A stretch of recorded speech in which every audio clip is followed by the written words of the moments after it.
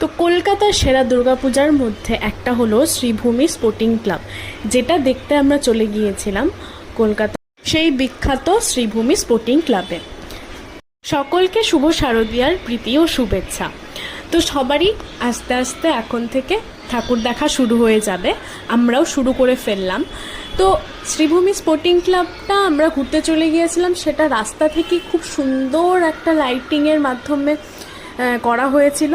পুরো বাড়িগুলোর মধ্যে দেখতেই পাচ্ছ তোমরা কি সুন্দর লাইটিং করে দেওয়া আছে।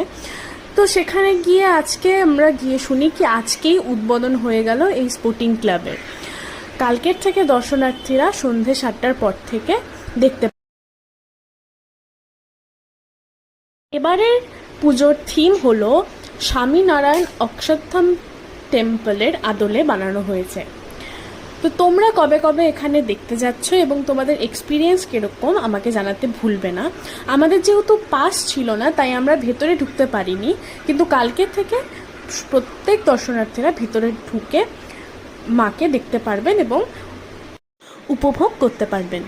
তো আজকের মতন এ পর্যন্তই, আমরা আরও পুজো নিয়ে আসবো তোমাদের কাছে।